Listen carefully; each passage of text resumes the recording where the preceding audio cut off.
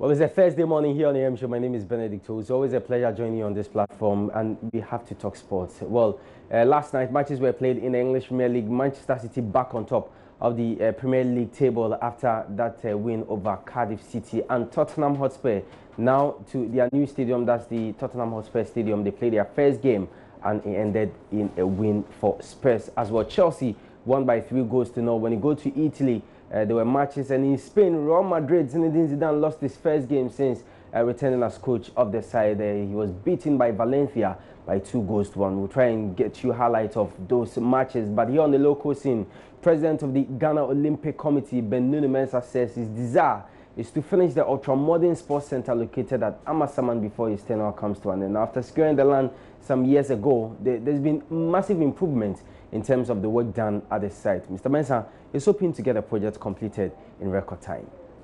We're still running. We still have about 2 years to go. I may not be able to finish Amasama in my first term, depending on how well we do. Well, depending on how well we do, it's up to the delegates to decide.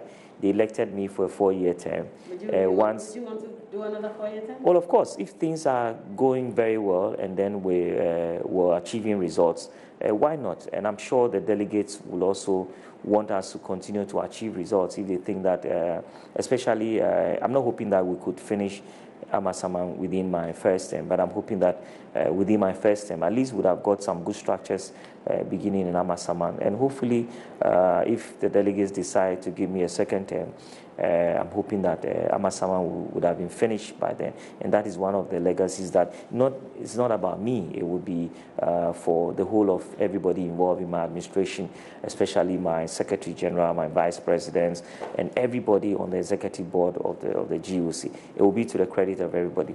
Whatever we've been able to achieve now, it's not, yes, I may come up with ideas, but if the rest of my board don't support that, then it will not fly. So I think that whatever credits we have done, even though I think that it's still not the 100% that I would have wished that in our first 2 years we were, I think that every credit should go to the GOC board, and then especially the heads of the federations.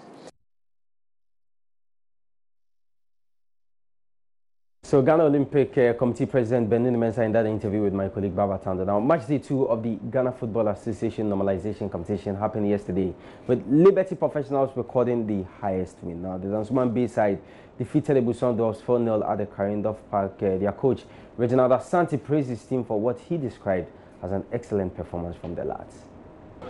Yeah, I can say it's an excellent performance. I think everybody did his best, and we got a good result. At least we played a game last season against Dwarfs. We got all the chances, but we lost. This time around, we said no. At home, we have to do our possible best. We lost to Wafa, but we played more than Wafa, but we lost. They took their chances, and this time around, we also have to take their chances. So I think it was a good game for Liberty. It's very interesting, especially for the football players and the coaches, because I think they've been idle for a while, and they are coming back. So some of them are also not fully fit. The match fitness is not there enough. So maybe after 3-4 games, I think people are going to enjoy good football. And of course, yesterday's defeat was the second for Ibuson Dwarfs. Their coach, Robert Esibo, insists their poor preparations coming into the competition is showing off. Our preparation toward this tournament was very low. So we are taking this matches, at least we are taking about 4 matches to assess our stamina level and performance, because we did not prepare well for this very tournament. That is why, even last Sunday, we played a very good game, but still, we need to improve. But this is different at all. So we are going to the dressing room or the scoreboard and see what we can do to salvage the name of Ebuson. All right, so the game that was played at the Karindorf Park, that's the Liberty Professionals, the Busan Dogs, one of many matches I played yesterday in the Ghana Football Association Normalization Committee special competition, and that game ended 4-0 in favor of Liberty Professionals. At the Elmina Stadium, Elmina Sharks defeated Accra Hearts Folk by a goal to nil with a Felix Ados 84th minute goal.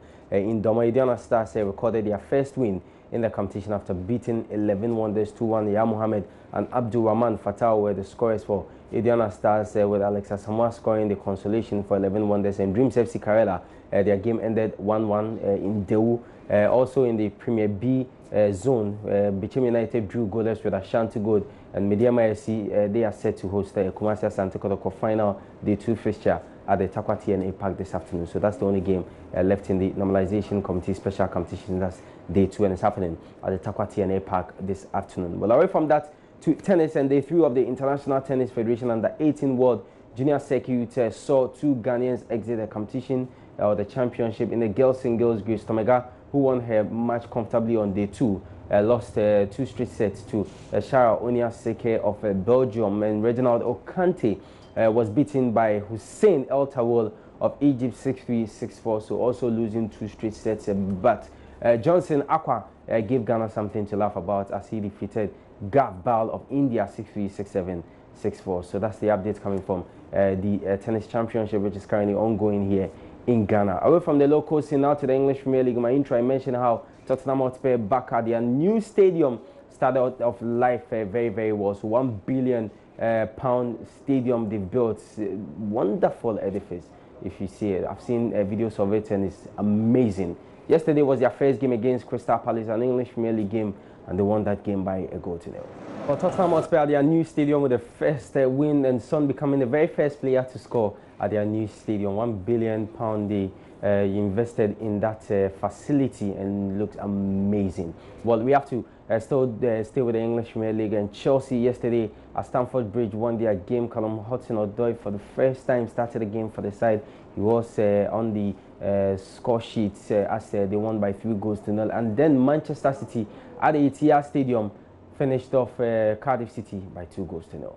All right, so Manchester City defeated, they finished off Cardiff at the Etihad Stadium by 2 goals to 0. And earlier I mentioned that Callum Hudson scored in that Chelsea win, but he didn't score, but provided an assist for the first goal for Olivier Giroud, and was very instrumental in the game. And that was his very first start for Chelsea in this season's English Premier League. Well, away from the English Premier League, now to Spain, and Zinedine Zidane suffered his first defeat on his return as Real Madrid coach as they lost by 2 goals to 1 to Valencia.